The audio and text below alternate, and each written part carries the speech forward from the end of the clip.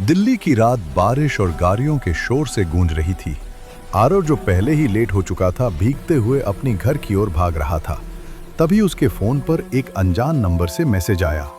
तुम्हारे अंदर का अंधकार जाग रहा है, देखो वह क्या कर सकता है।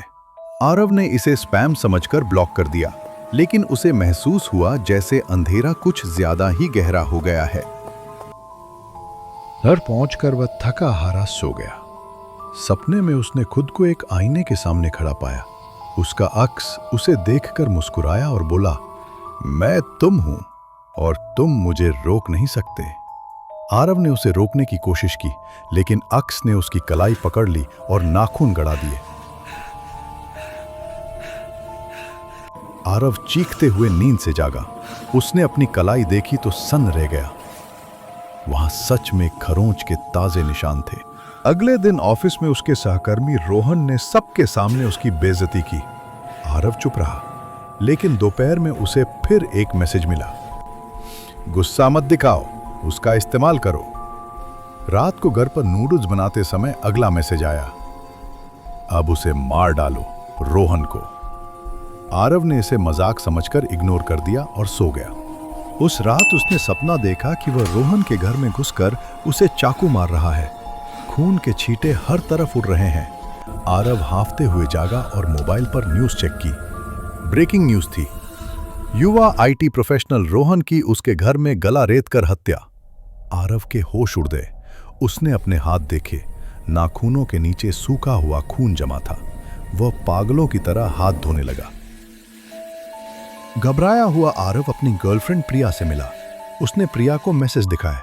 प्रिया ने उसे समझाया कि यह सिर्फ इत्तेफाक है, लेकिन तभी आरव के फोन पर मैसेज आया, अब प्रिया की बारी। आरव डर से कांपने लगा। उसने डॉक्टर से भी सलाह ली, लेकिन उसे हर जगह परछाइयां और फुसफुसाहटें सुनाई देने लगी, मार डालो उसे। एक शाम प्रिया के साथ फिल्म देखते हुए आरव की आंख लग गई। सपने में उसने देखा कि वो प्रिया का गला घोट रहा है। वो चीख कर जागा। प्रिया उसे शांत कर रही थी, लेकिन आरव ने अपनी बाहों पर वैसे ही खरोंच के निशान देखे जैसे सपने में प्रिया के नाखूनों से लगे थे। उसे एहसास हो गया कि वो प्रिया के लिए खतरा है, इसलिए वो वहां से भाग गया। अपने घर पहुंचकर वह आईने के सामने खड़ा हुआ। आईने में उसका अक्स उसकी मर्जी के बिना हंसा और बोला, तू मुझे नहीं रोक सकता, मैं जाग गया हूं। आरव ने गुस्से में आईना तोड़ दिया, लेकिन अब उसे यकीन हो गया था कि कंट्रोल उसके हाथ में नहीं है।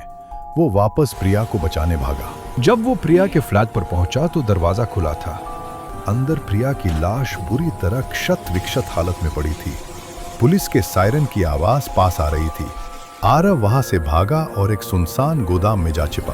हताशा में उसे लगा कि इस अंधकार को रोकने का एक ही तरीका है, खुद को खत्म करना। उसने एक रस्सी का फंदा बनाया और उस पर झूल गया। उसका शरीर शांत हो गया। लेकिन कहानी यहां खत्म नहीं हुई। अचानक आरव के लटकते हुए शरीर की आंखें खुली। उनमें एक लाल चमक थी। उसका अक्स अब पूरी तरह आजाद हो चुका था। उसके फोन ने अपने आप रैंडम नंबरों पर मैसेज भेजना शुरू कर दिया, तुम्हारे अंदर का अंधकार जाग रहा है,